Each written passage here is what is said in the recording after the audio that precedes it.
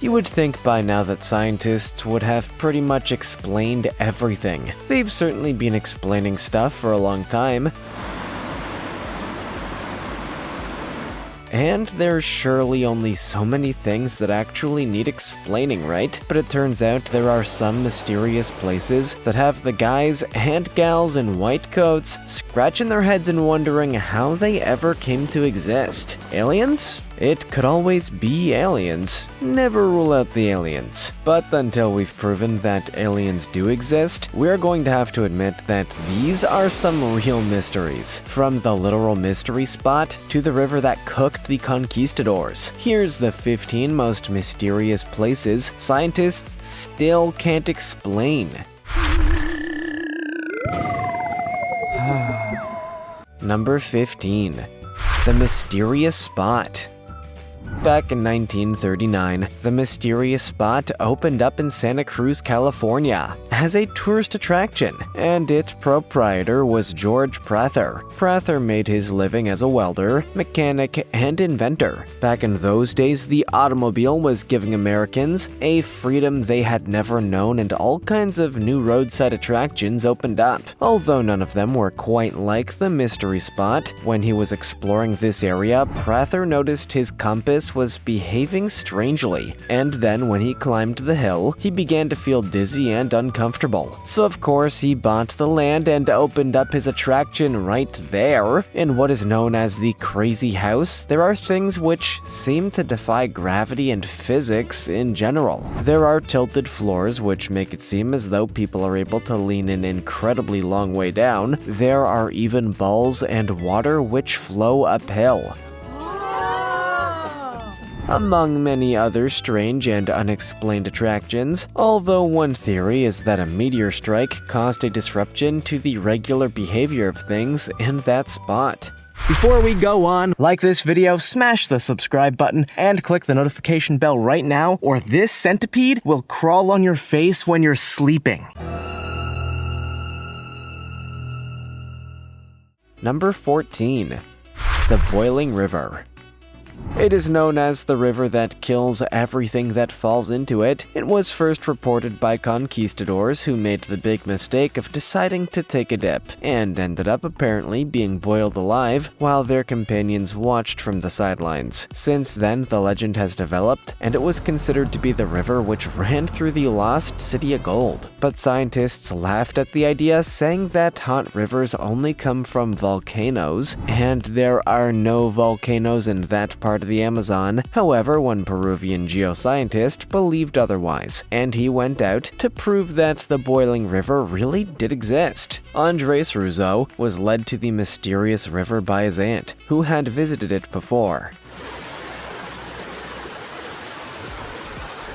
And he made sure to pack a thermometer. When he got there, he measured it as 187 degrees Fahrenheit. Not quite boiling, but pretty close. Only no one knew why it would be so hot. After more study, Russo discovered that it may turn out to be the fault of underground hot springs, which are heating up the river. Did he go for a swim? Well, no, not after witnessing a few animals fall in and be cooked to death. Number 13. Yonaguni. The island of Yonaguni, off the coast of Japan, is one of the most fascinating and mysterious places on Earth, and we could honestly fill this whole video with the topic just from that island. But we are going to concentrate on one aspect of it, which is in fact just off the island, deep under the water of the Pacific Ocean. This area of sea, which lies between Japan and Taiwan, is a popular diving area because of the many hammerhead sharks in the region. And in 1986, one diving expedition uncovered something truly astonishing: a series of rock structures that resemble square pyramids, which surely can only have been created by intelligent life. Were there incredibly ancient humans living here a million years ago with extremely advanced technology? Is this proof of alien life, or did the ancient Japanese or Chinese try and build a city under the ocean? Some people say they just formed naturally, but there are very few other other natural rock formations that have such precise geometry. Interestingly enough, both the governments of Taiwan and Japan say that they have no interest in even researching the find and have completely ignored it. Do they know something that we don't? Number 12. Geoglyphs. People recently began noticing that strange drawings were visible on the ground in open landscape areas of the Amazon, and the questions about who made them and why are still very much unanswered. Known as geoglyphs, they are often found in parts of Bolivia and Brazil, and scientists have been able to date them back to at least 3,500 years ago. It is believed that they may have had an important role as a meeting place or even for rituals, but this is just guesswork, and the truth is that there is no real evidence to suggest what their true purpose was. The geoglyphs can be as much as 1,000 feet in length, and the trenches that form them are more than 30 feet deep. So far, more than 450 have been discovered in the Amazon, but it is believed there may be many more still to uncover. Yet there are no other remains of the cultures that created them, other than the occasional smashed fragment, so we know nothing about the people who built them or why indeed they did so. No doubt this is not the only mystery that the Amazon rainforest holds. Number 11. Moeraki boulders. New Zealand is a pretty mysterious place itself, with some incredible landscapes and a few unique and interesting species. One of the strangest things in New Zealand is the Moeraki boulders, which has been called New Zealand's Stonehenge. These huge spherical stones stand more than 6 feet high and weigh several tons. They can be found on Kokohi Beach, which is situated at the country's Otago coast. The Maori have a legend that the boulders are the remains of a giant canoe, which was shipwrecked there in the ancient past. But they also have some pretty great nicknames for the boulders, including eel pods, hooligans gallstones, giant gobstoppers, alien brains, and the bowling balls of giants. However, there are scientists who are saying there's no chance these boulders were formed by any kind of intelligent life and have just been eroded to that particular shape by the natural conditions that surround them, and the process may have begun as long as 65 million years ago. Since then, the softer rock on the outside of the boulders has reduced, leaving the circular, harder rock beneath. Number 10. Crooked Forest. Back in 1930, some pine trees were planted in a section of deep and eerie forest in what was then German Pomerania. Nowadays, this region is occupied by the nation of Poland and is near to the Gryfino. In the 90 years since something pretty weird happened to the 400 or so pine trees in that forest, and no one has any idea what. At the base of the tree, they all grow out with a sharp 90-degree angle northward before turning back to grow to the sky like a regular tree again. This makes for some weird and unnatural-looking trees, and has led to the area becoming known as the Crooked Forest. In spite of this deformity, the trees are all healthy and have grown to lengths of 50 feet tall. There are many theories on what caused this unusual pattern of growth, including gravitational pull, heavy snowfall, and even that the German people who planted them, and who are now long gone, grew the trees this way on purpose, as it creates an extra strong kind of pine wood which is ideal for making cartwheels. Number 9. Nazca Lines. The Nazca Lines are one of the world's most famous mysteries, and these lines in Peru were created around 2,000 years ago. At that time, the people who inhabited this region were known as the Nazca, and it seems they spent a lot of their time and energy carving crazy huge depictions of animals into the ground.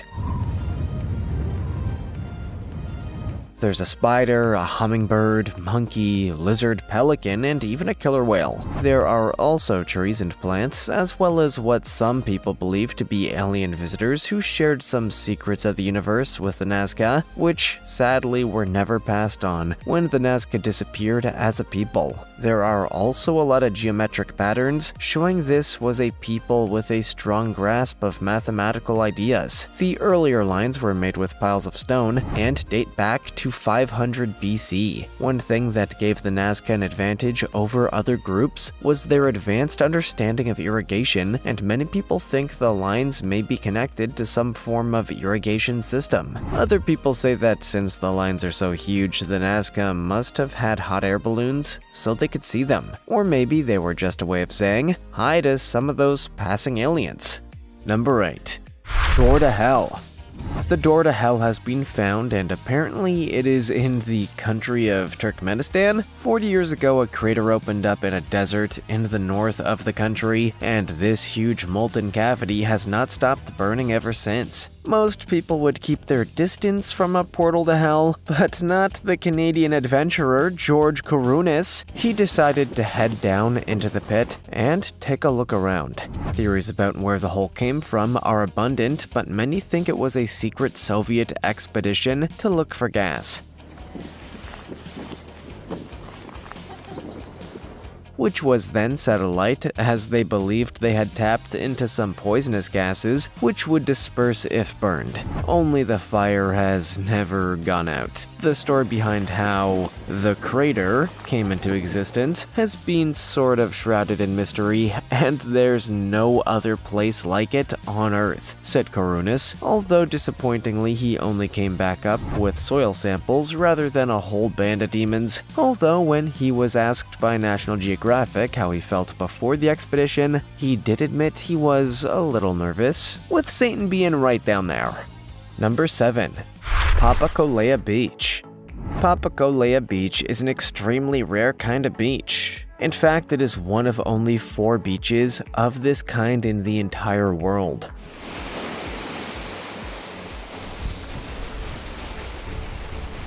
The reason it is so unusual is that it has green sand. The color comes from the surrounding volcanic rock, which produces a kind of sand known as olivine, which has a green hue. The beach is in a bay and surrounded by the volcanic cone, or tuff ring as it is known, and it was formed 49,000 years ago. The tuff ring was formed by violent interactions between extremely hot magma and the ocean, which cools it off. Since the last eruption, the tuff ring has partially collapsed, and the sea has begun to erode it, which is how the beach was formed. It has become a popular tourist destination on the island of Hawaii, but maybe not all visitors to this green paradise are aware of the incredible and terrifying smashing together of the power of the sea and the heat of molten lava that had to happen to form it.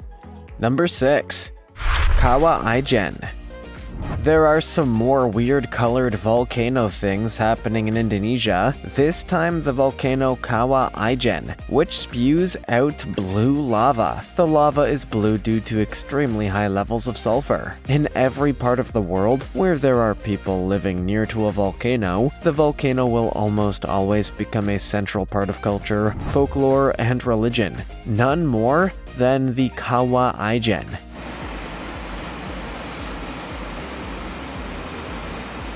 Not only terrifying and powerful, this volcano is also deeply mysterious because of the blue lava. It is part of a large complex of several volcanoes, but it stands out from the others. Not only is the lava blue, but a higher amount of underground activity means that the huge blue flames rise up into the sky, a phenomenon which has been described as being like electric blue fire. These flames are caused when sulfur gas makes contact with air, which has a temperature higher than 360 degrees centigrade. The vision of these flames at night is strange and extraordinary, said one professional photographer visiting. We felt like we were living on another planet. Not only that, but at the crater is the world's largest acid lake. The turquoise blue water might look appealing, but it is truly deadly. Number 5. Lake Hillier. Off the south coast of Western Australia, there is an island known as Middle Island, and on the island is a lake which is entirely pink. It is called Lake Hillier, and it is a saline lake, with a narrow shore separating the lake from the Southern Ocean. The lake measures around 2,000 feet by 800 feet and is surrounded by sand and woodland, with a large number of eucalyptus trees, so it probably smells pretty good around there. The lake's pinkness is not an illusion, as the water stays pink if you take a glass of it out of the lake. but it's probably not a great idea to drink it. Scientists believe the color might be from an organism known as Dunaliella salina. It is known to be safe to swim in, though, but the Australian government banned it as a precaution anyway. One of the best ways to see it is a scenic flight in an airplane, and there are usually around 6 flights per day for curious tourists. The lake is extremely salty and has around about the same levels of salinity as the Dead Sea. Number 4. Stonehenge. Stonehenge is the most famous of the many ancient stone circles on the island of Great Britain. It is believed to be at least 5,000 years old, and once upon a time was likely a place for healing and also for a little partying down, at least according to some archaeological remains. It may once have been even larger than it is today, and many people have speculated on its origin and how such an ancient people had an advanced understanding of time, since Stonehenge functions like a giant clock, with the sun breaking through the gap in the stones at the solstice. It is one of the most famous landmarks in the UK, and it is a popular tourist destination, although in recent years access has been restricted to ticket holders only after some incidents of vandalism. The ancient culture who built it remain largely mysterious, but it is clear that they were capable of archaeological and technological innovations, which at the time were a match for ancient Egypt's Old Kingdom. Since then, it has attracted many different kinds of druids, witches, wizards, and hippies, which England seems to produce in abundance. There are also plenty of ghosts wandering among those ancient stones. Number 3. Spotted Lake.